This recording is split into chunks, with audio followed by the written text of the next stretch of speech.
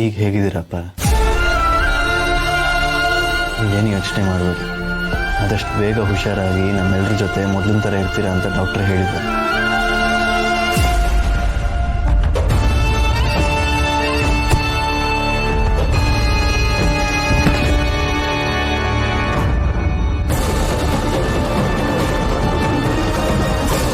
ಏನಾಯ್ತು? ಏನು ಹೇಳಿ ಪ್ರಾಬ್ಲಮ್? ಎಲ್ಲೋದ್ರೂ ಹಿಂದೆ ಬರ್ತೀರಾ? ಅಪ್ಪನ ಜೊತೆ ಅದಕ್ಕೆ ಜೊತೆ ಒಂದೆರಡು ನಿಮಿಷ ಆರಾಮಾಗಿ ಮಾತಾಡೋಕ್ಕೂ ಬಿಡಲ್ವಲ್ಲ? ಚಿರಾಗ್, ನಮ್ಮಿಬ್ರಿಗೂ ಇವಾಗ ಮದ್ವೆ ಆಗಿದೆ. ನನ್ನ ಜೊತೆ ನೀವು ಹಿಂಗೆ ಮಾತಾಡಬಾರ್ದು ಅಂತ ಅದಕ್ಕೆ ಹೇಳಿರ್ಲಿಲ್ವಾ? ಮರ್ತ್ಬಿಟ್ರ? ಮದುವೆ ಆಗಿದೆ. ನಾನು ನಿಮಗೆ ಬಿಟ್ಟಿರೋದು 2 ಗಂಟೆ ಅಷ್ಟೇ, 3 ಗಂಟಲ್ಲ.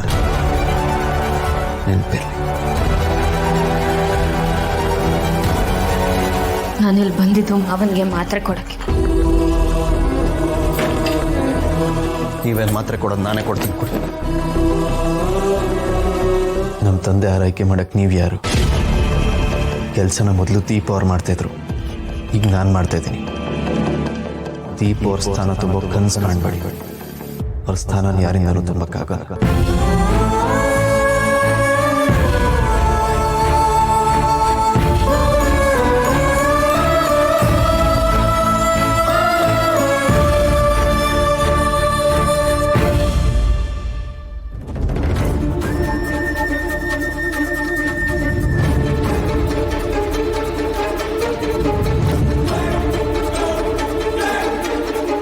ಚಿರಾಗ್, ಮಾವ ಏನೋ ಹೇಳ್ಬೇಕು ಅನ್ಸುತ್ತೆ.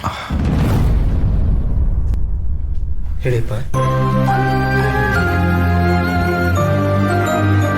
ದಿಶಾ,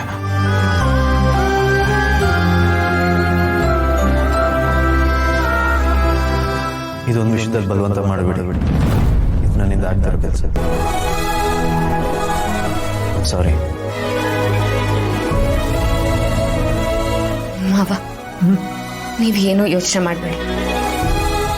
ಹಸ್ಬೆಂಡ್ ಮನ್ಸಲ್ಲಿ ಇನ್ನೂ ದೀಪ ಇದ್ದಾಳೆ, ಅದಕ್ಕೆ ಅವ್ರು ನನ್ನ ಜೊತೆ ಹಿಂಗೆ ನಡ್ಕೋತಿರೋದು. ಹೋಗ್ತಾ ಹೋಗ್ತಾ ಎಲ್ಲ ಸರಿ ಹೋಗುತ್ತೆ.